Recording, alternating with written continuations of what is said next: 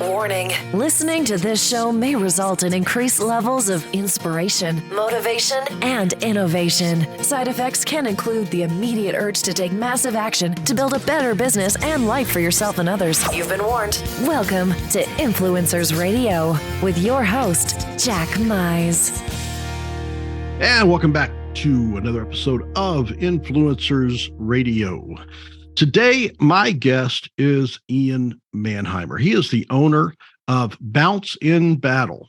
It's a family-owned company that has been creating fun, safe, and exciting events since 2001. And their mission is to provide the highest quality entertainment at affordable rates with exemplary customer service. And needless to say, Ian knows how to party. Ian, welcome to Influencers Radio. Thanks so much for having me on, Jack. Well, I'm glad to have you here because it really made me start thinking as I kind of discovering you and watching what you're doing. I couldn't help but think that, in this digital age, I just thought it was so wonderful, brought such a smile to my face that there are still joys in life that just can't be done online. Now, you started in this industry in 2001. So I want to kick it off by asking you, what are the biggest challenges you've seen with, the rapidly shrinking digital attention span that we're experiencing when it comes to these types of events where you have these inflatables and the interactive things that people actually have to be with one another face-to-face, one-on-one in person? It's kind of a funny thing because we don't see a ton of challenges while we're out at events. Once people, and this goes for when I say people, I mean kids, teenagers, adults, college age, when they see things out, whether it's inflatables, whether it's some of the interactive games that we have, some of our giant slides, everyone becomes like a 6-year-old kid. Eyes light up, people have fun, people get excited. And what we've seen, I would say, in the industry over the last few years, especially with the pandemic, is a major shift from a lot of the things that people get in or on to more of the interactive type games. We have a lot of electronic games where people are competitive and they're able to play against each other. There's a definitive winner at the end of the 30 seconds or 60 seconds, and just increasing the interaction and watching people smile and have fun like they've never had before. So we've actually haven't seen a huge downtick based on the digital. Some of our bookings might have gone down, or some of the people are going to the game truck type parties. But once we're at an event and people see us, they just have fun. And I think that's definitely fun with a capital FUN, because looking at some of the things that you have, when I was a kid, there was one option, and that was the classic moonwalk, right? You get in and you were either the jumper or you were getting bounced, right? But looking at all the options that you have, I can see that we've evolved quite a bit. Can you tell us about some of these popular setups? Because it definitely is, and the way you put it is perfect. Something that you get in or on, it goes way beyond that. Yeah, so the industry, and especially in our area, we're up in the Pacific Northwest, Vancouver area, and there's been a huge shift from things that people get in or on. A lot of people are concerned about safety. The biggest, I think, myth with our industry is that the inflatables themselves are not unsafe. It is more of a operational standpoint and making sure that your equipment is anchored down, making sure it's clean, making sure you're not overloading it. But with what we're talking about now, the interactive games, where the industry has taken a major turn is they've come up with electronic type games or scoring systems involving these. The industry has shifted. There's interactive sport games. There's like bungee runs. There's axe throwing. There's inflatable safe archery. There's archery tag. There's we have what's called IPS, which is interactive play systems, which sets up basically like a whack-a-mole type game. We've got our ninja battle where we have two people going head to head with these buttons that light up, and they have to, tap, punch, kick, elbow, whatever the buttons out to turn them off, and then you score a point for every button that you hit. And at the end of 45 seconds, it says which team wins. There's a cone challenge where we spread out different cones, and the same thing, the lights light up, you have to run and tap out your cones, and at the end of the 45 seconds, it declares a winner. So with the digital age and people with the video games and all the different types of technology that's out there, the competition games have been really popular. They're safe. There's no risk of injury. People have fun. And, what happens is if I beat you, somebody else wants to challenge me. Somebody wants to challenge you. Then after we play, then somebody else wants to challenge the winner, the loser. And it just keeps recidivism, and people keep playing and having fun. And it keeps the entertainment flow going for hours. Yeah. Well, I guess with all the things that are out there, to me, it sounds like a good and positive addiction to have, and especially because of the limited, time that people have to be able to do that. And I just can't help but think, when you talk about the safety issues and things like that, I can't help but go back to when I was a kid. There were no seat belts, and the mall parking lot carnivals that would come one week and leave the next. Yep. With the operators that look like they were probably paid in vodka or something. Yeah, absolutely. It's definitely good to see, because that's one of the things that you seem to really make a priority. Is one, the cleanliness and the safety involved in that. Can you talk a little bit about that? And I know that that's not the fun part of what you do, but it's absolutely the essential part of what you do. Can you talk about what you have in place to make sure that it's not just a fun experience, but a safe and a clean experience? Absolutely. Our foundation is on safety and cleanliness. And my personal belief is if an inflatable is not safe, or any equipment that we bring out is not safe, the fun goes away really fast. Once anybody gets hurt, then that event turns from something that was fun and enjoyable, creating a good memory, into a horrible experience that is now a trauma for people. So when we set up at an event, we always make sure that, for example, the ground, if we're on concrete or grass or indoors, we're always making sure that there's no sharp objects, making sure that there's no rocks, no overhead power lines, no trees, making sure there's plenty of room around the unit so we can anchor. When we're outside on grass, we use hook stakes all the way down to the ground based on the manufacturer's recommendation and anchor points. If we're indoors, we use sandbags, or even on concrete. We always put safety mats out in front of our units, either at the entrance or exit. And when I say safety mats, I'm talking about the gymnastics type mats that are about 2 inches thick, 4x8. Sometimes we attach multiple together if it's a wide entrance or a wide exit. That way, if somebody does come out and fall, they're not falling on concrete or on a hard floor. They're falling onto a soft safety mat, and then they can exit from that standpoint. As far as cleanliness, our crew, every time a unit goes out, we bring it back to our warehouse, blow it up at our warehouse, we vacuum it out, we spray it down with a couple different cleaners that we use. We, brush it over, we let it air dry, we check for any potential maintenance issues, we look for rips, tears, stains, damages, anything that could potentially cause the unit to malfunction. If there ever is any, we make immediate repairs on them, because for us, as I previously mentioned, the number one thing is safety. Because if you don't have safety in place and something goes south, then all the fun goes away. And now, instead of creating this fun, exciting, and memorable experience, we've created trauma for somebody.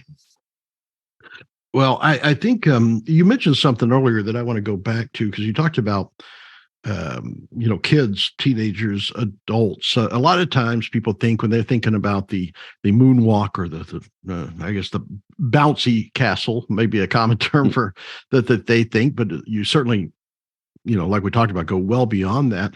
But also, this is not just a kid's birthday party experience, right? You do a lot of things that expand out from even corporate, like team building type of events. Can you talk about the breadth of what these types of experiences can be used for, and the benefits that they provide? Absolutely. There's a variety of different options, a variety of different benefits. We work with a lot of schools, we work with a lot of churches and a lot of companies, not just on company parties or field days or school carnivals, but we do offer team building activities where we can send a crew out to facilitate a variety of activities that make people either compete against each other. We can do tournaments, or we also do things where people have to work together to either solve a problem or come up with a solution as a team. And when we do those type of activities, what it does, it gets people thinking, it gets people communicating in ways that they don't normally communicate, because either they're stuck behind a desk or, shoved in a cubicle, or everything's on a screen, so they don't have to do physical work together and to solve a problem. So when we do team building type activities, you're building morale amongst your crew and amongst your team members. You are creating a solution or a problem for them to solve. And then once they solve that, then now all of a sudden there's a elevated level of excitement. And wow, we accomplished that. That was really either really difficult or really easy. And it's a sense of pride that you have in your team. So there's so many different benefits aside from just the physical activity, aside from breaking a sweat and getting the heart racing. And it's not all about inflatables. It really isn't. It's about the experience and creating a fun, exciting, and memorable experience for any participant that's involved. And when we do some of these events, the feedback is just phenomenal. And especially like we previously mentioned, when there is so much technology in our lives, we're behind a computer screen all day. We're on Facebook and TikTok and Instagram, and everyone's communicating on cell phones, and cell phones are either attached to our eyes or attached to our ears.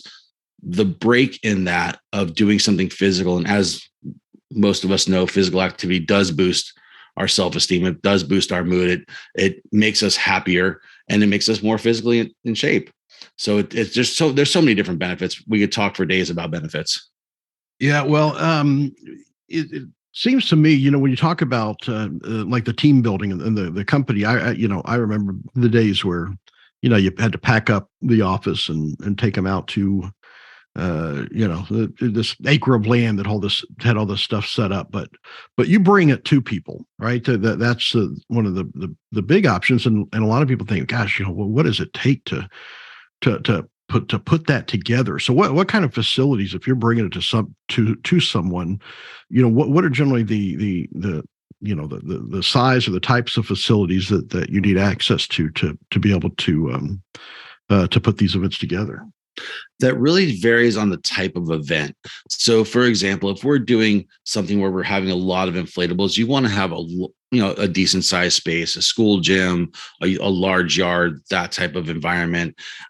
We have equipment that goes in as small as office space. We've got units as small as 2 foot by 3 foot that we can put along an empty wall. We could line up 2 or 3 games that people could play. We bring in materials. If we're doing a team building activity, we can bring in materials that we could do inside of a classroom and just have people clear the desks and do the activities inside a small area. So it really depends on the magnitude, how many people you're looking to serve. If you're looking to serve 500 people, 1,000 people, 5,000 people, you're going to need a lot of space regardless of what type of activities we're doing. So there's always going to be variables. But what I would say is that we have a solution for any size environment if people are open to being creative and willing to try different things. Well, I imagine you have a lot of experience in being creative. You're in the Pacific Northwest, which I guess isn't known as that tropical paradise, right? Sunny all the time. So, what have you done to get creative? What would you say the percentage of the events you do are indoors or outdoors, or how quickly can things be accommodated if you need to revamp quickly? That's always that's our biggest challenge. If I'm being fully transparent, the weather out here makes it really difficult to do because a lot of people and places don't have huge indoor areas. So when it's raining out here for 8 months out of the year, we are really limited to places that have indoor space that we can operate. And we are just kind of expanding out to do more outreach to get partnered up with schools and some of the large churches, some of the local community centers, to where we can start offering teen nights and after school type activities, or even during the school. I guess what, I don't know how we put it, but ways to build morale in the school and do incentive programs and working with some of the companies to kind of get some more quarterly type activities going so we can do physical and, boost that overall excitement about the workplace. We'll talk about that. When you talk about the school and the church types of, I guess you do like fundraisers and things like that. Is that something that you get involved into that side of it, or or are you strictly provide the equipment and then they run it how they want, or do you have ideas for these types of organizations that want to do these kind of the fundraising or specific theme type events? Absolutely. And as with everything, there's always variables. And we work with a lot of nonprofits. We help them create sponsorship packages. So sometimes we'll come up with a package for them and say, hey, if you're going to be looking for sponsorship, here's what we can include for that sponsor.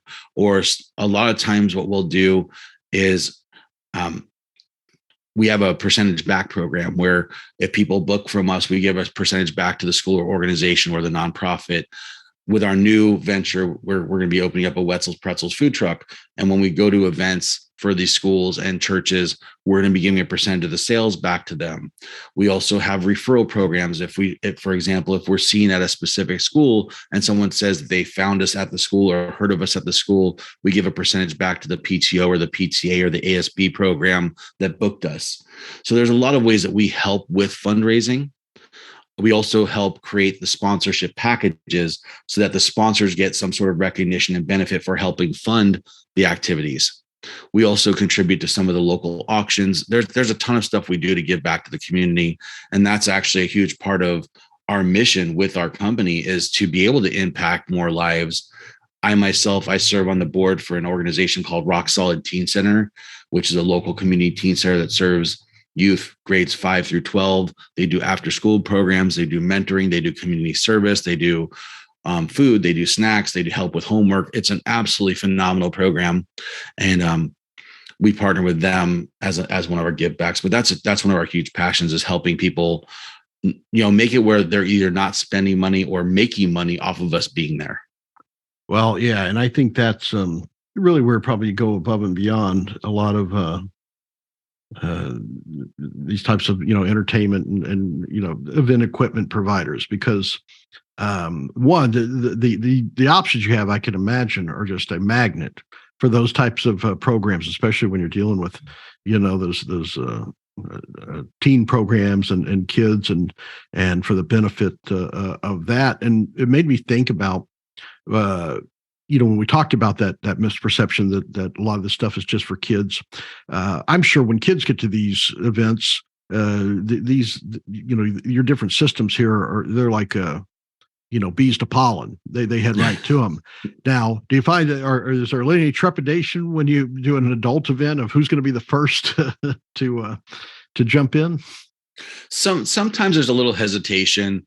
And it really depends on the crowd. There are some crowds. We just got booked for an event this past weekend, and it was absolutely hilarious. I had to laugh, and it's kind of it's double-sided, because from an operator standpoint, I was really nervous with it, but from a human standpoint, it was hilarious.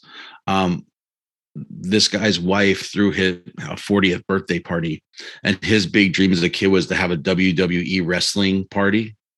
So they booked our gladiator joust and sumo suits. And it was the funniest thing. They dressed up as different wrestlers. So her husband was dressed as Ric Flair, and he had this long satiny jacket with feathers all over it and this long white wig. And they had the WWE championship belt, and they had just different wrestlers themed. They had female wrestlers, male wrestlers. Some of the guys were dressed as women. It was absolutely hilarious. And watching these 40-year-old people just laugh and have a good time and doing it in a safe environment, which is great. It was so uplifting to see that. So you have people like that are into it, and they had, when I say they went out, they bought blow up chairs, blow up garbage cans to smack each other with. Oh my! And it was so funny to watch. And And then we do some events where people who are a little bit more of the cubicle, not as active, it's a little more intimidating to go on inflatables. But when we get some of the interactive games, like the table games or the electronic games, they are just geeking out on it and they're competitive. And all of a sudden it's, you know, you see this totally different person that comes out of them from the person sitting behind the desk at the office as somebody who's like, I'm going to destroy you. You know, and it's just, and they get so, I don't want to say combative, but competitive, and laughter starts flowing. People have fun. Excitement is building. And you're like, wow, I was not expecting that. Well, you know, and that's what made me, you know, probably a lot of adults or people that haven't participated in this kind of thing in quite some time, maybe thinking, oh, I you know, it's that in or on phrase that you talk about. And so many of your things are not in or on, but when you talk about that party, that, you know, people always talk about how important it is to be in the moment, to be, to enjoy the present moment, to be present. And it's easy to say, but so difficult for so many to do. And I can't help but think that this is one of the ways that someone can't help but be in the moment when they're you know, I guess for no other word comes to me, but to play with this stuff. You know, we don't think about playing with stuff as an adult, but you know, just puts a smile on my face thinking about that when you talk about you know, the 40-year-old party that takes advantage of this. That just must give you a tremendous amount of satisfaction to be able to provide that experience. It does. And the other part that's kind of fun with it is when we do some of these events, even if people don't want to participate with the activities, because you're able to get a good view and watch other people competing, they still have a good time because you get to watch people being silly or falling or, you know, rushing around to tap out these cones or whatever happens. And it's fun to watch. Oh yeah, I'm sure that if they're not participating, they become fans. You know, Yep. who you're rooting for, and that's why I wanted to talk about, because to really get past that perception of these are, you know, in or on, you either get on it or get in it. When you talk about some of these different competitive type games, the one that I was drawn to that you have is this drum battle. And I can imagine that's not there's no issue with getting in or on or jumping or coordination. No. I mean, that just looks like a lot of fun. Can you kind of describe what that is? Yeah, the best way I could describe that is whack-a-mole meets rock band. So the way that game works is there's two different sets of drums. You have a green team and a red team. There's 5 buttons on each side. And when you start the game, lights start lighting up, and you have these giant they're not inflatable, they're foam drumsticks. They're probably 24 inches long by about, probably, if I had to guess, a 3-4 inch diameter. They're huge. And you just start tapping out the lights as they come up. So it looks like you're just a drummer just rocking out at a rock show, going head to head with somebody else. And every time you hit a light, you earn a point. After 45 seconds, they'll say, you know, green team wins, red team wins. They'll say game over, and that tells you which team won. And then you get the bragging rights. Yeah, and that's a lot of fun without worrying that you're going to fall down or, you know, look silly doing it. Another one that I was drawn to is that ninja battle, which is almost like I don't know if it's kind of like a laser tag, but that you can do in a confined space. Can you describe that one? Yeah, so the ninja battle, you know, it uses the same type system. It's called an IPS, interactive play system, and it's the same thing. I say ninja battle is like Kung Fu Panda meets whack-a-mole, because it's the same thing. You're in this kind of like 2 different boxes. Each box has 8 different spots, and as they light up, you have to hit, punch, kick, you know, whatever to get them out. And after the 45 seconds, it declares a winner, whether it's the blue team or red team, or the green team and the red team, depending on which game mode you have it on. And it is absolutely hilarious watching people try to punch these out. If you've ever seen Kung Fu Panda, when he's in training, he's trying to punch. That's the only way I can describe it. He's like, ha, ha, ha, ha. And it is absolutely hilarious watching people do that. Well, I got to say, you know, when your business is fun, and not just having fun in your business, but when that is your literal business is fun. Um, I just can't imagine. Well, that's every day. The whole you strive to have fun. It just must be incredible. So I got to ask you. People think about, they'll see the trucks driving around, or they'll see some of these things, one or two at a carnival or a school, maybe a school function. But what do you see that really sets you apart, and the whole bounce and battle apart from some of these other companies that are kind of in the same space? I would say the number one is our focus on safety and cleanliness. I know a lot of our competition. I'm friends with a lot of our competition, and like we'll actually go out to dinner and hang out with some of our local competitors. And I would say for us, our level of cleanliness and attention to detail when it comes to safety are probably the number one. Number two is our level of service. We're not just, when people call us, we're not just trying to book the highest priced item. We actually, with each and every client that we talk to, try to come up with an absolutely magical event for them based on what their needs are. And there are a lot of times where I'll even talk myself out of a sale if I don't think it's appropriate for the age group or what they're trying to accomplish. Or sometimes we'll have somebody wanting to book a huge obstacle course for their 3-year-old's birthday party. And we'll just say, hey, we can give you a bounce house that has a slide. They'll have just as much fun on it. It'll be half the price. We're very honest. We operate with integrity. We go above and beyond for our clients. So our level of service is that would be, I would say, between the safety and the cleanliness and our level of service, that's what I think really sets us apart. And of course, coming up with a creative, different avenues for people as well. Yeah, I think that's the one thing. Your the thought process to come up with this stuff. I think about, the internet used to be something that people would go to take a break from life, and now it almost seems that life is something that you take a break from the internet, right? To experience, and I'm, for one, I'm grateful that there's folks like you that have a passion for that face to face, belly to belly, in person fun. So I have to ask you, Ian, what is it that fuels your passion to do this? What is it that led you to get into this, and drives you to continue to come up with ways for people to have fun in that way? Do we have time for a little bit of a story? Absolutely. Okay. So 2 words that really resonate with me are impact and legacy. I started the business with the intent that I wanted my kids to have something that they could be proud of and that they could walk into when they were ready to work, and just have a job instead of going the typical fast food route or working as a bagger at a grocery store. Instead of having to work for somebody else, I wanted to create an opportunity for my kids to just have something that they could do. We could work together. They could work with me. I could teach them some strong values and customer service skills, and just have something that they could eventually take over. That was my initial goal. And the long-term goal is I really want to leave a legacy once my time on this earth is gone. I want to have something that people can remember me by, and I want to create an impact for people.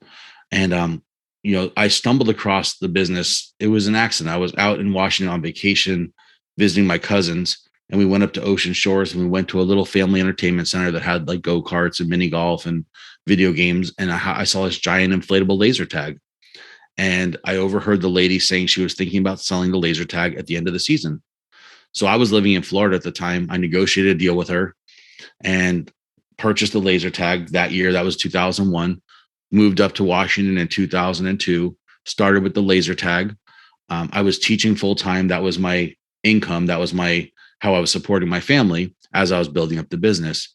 And in 2006, I sold the laser tag, started with the smaller inflatables in 2007. I started with 1 bounce house and 1 gladiator joust arena. And what I did, again, my teaching money is how I was supporting the family.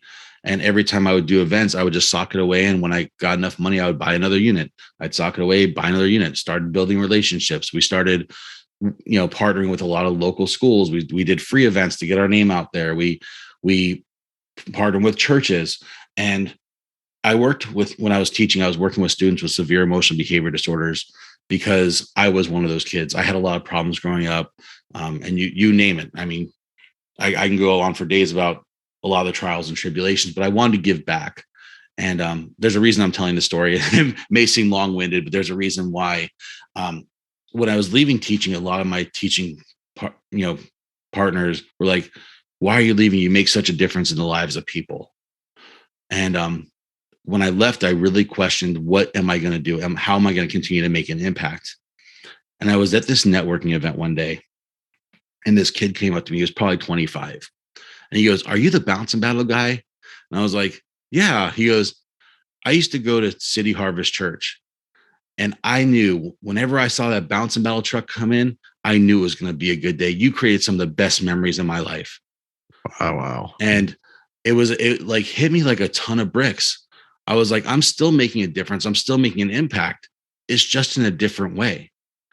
I'm now able to create memories for people. I'm able to create experiences that are going to live on with people for years to come. So there's still that adds to the legacy piece, that adds to the impact piece. And I want to be able to continue to give to the community in different ways. And this business allows me not only to give to the community, but it allows me to make a difference in the lives of people. And that's my passion. Well, I can tell you one of the things that I see that you do is you're also the you're the creator and maintainer of a bridge of something that a grandparent can enjoy just as much with their grandchildren on the same level, because it's something they remember when they were kids. Because the kids, when I was a kid, the eyes would light up when I saw a bounce castle, right?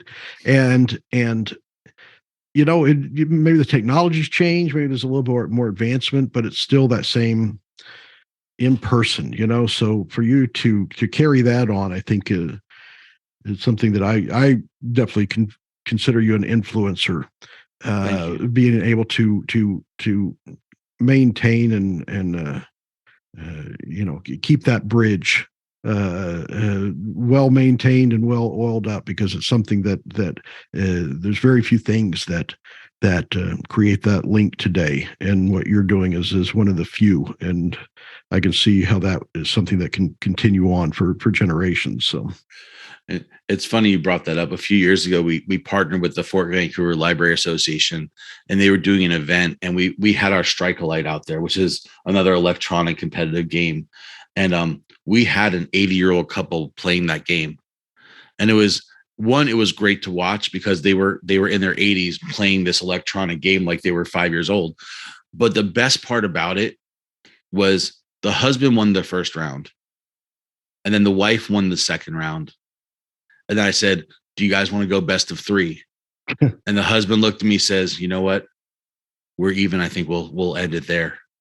And I was like, that was one of the most beautiful things I've ever heard. Yeah, that's just tremendous to be able to experience that. It's you can hear the passion in your voice, and it's definitely enviable to listen to someone that has that much passion and enjoyment out of giving others enjoyment. So I definitely, I want to thank you for coming on and sharing this today, because I think it's refreshing for a lot of people to stand back and think, wow, there really is something that's out there that I can feel, touch, and see that I can't do online, that just creates the kind of memories that you do. So I have to ask you, so I know you're up in the Pacific Northwest. Can you, let folks know kind of the areas that you do service with Bounce and Battle, and also how they can find out more about Bounce and Battle and the things you're involved in? Sure. So we're located in Vancouver, Washington, which is Southwest Washington. We serve most of the Southwest Washington region. So we do Vancouver, Battleground, Ridgefield, Longview, up to Castle Rock. We have gone further north, but we don't go too far. We've gone out to the coastline, out to Cannon Beach, Seaside, Long Beach area. We've gone down as far south as Salem and Eugene. But there are a lot of other vendors in the area. So sometimes what I'll do is, if there's somebody that's farther away, I might refer to somebody that I know that's in their area that will take care of them. Just from a financial standpoint, it just doesn't make sense to us to go that far unless they want to pay a lot more than they should. And again, as I said earlier in the interview, we just operate with a lot of honesty and integrity. And if we're going to be significantly higher than one of our competitors that I know will do a good job, I'll refer it out to one of them. As far as contacting, we do have a website. It's bounceandbattle.com. So that's BOUNCE, letter N as in Nancy, BATTLE.com. We have our phone. Our office line is 360-571-5754. We have a new Instagram account. My main Facebook account was hacked, so I lost my business accounts with that. So we recently created a new Instagram account. That's bounceandbattle_event pros on Instagram. And we are working on building a new Facebook page, but I don't know if that's active yet or where we're at with it. So I don't want to give that one out yet. All right. Well, I'm sure you'll have it there on your website when you go live with that. Well, Ian, again, thank you so much for coming on today. Thank you so much for taking the time to interview. And it's been an absolute pleasure. Thank you so much. Yeah. Well, you brought back a lot of great memories from me and just to knowing that there's someone out there creating these memories, really tremendous. All right, folks, there you have it. Definitely check out Bounce in Battle, BOUNCENBATTLE.com. We'll have the link on the show post. Just a tremendous amount of fun. Definitely check out all the different systems they have. Some of them are just you'll see some old favorites, but you also see some that are definitely new to me. But until next time on Influencers Radio, remember, you are the only real game changer. You've been listening to Influencers Radio. To get all past shows and updates on future shows, visit influencersradio.com today.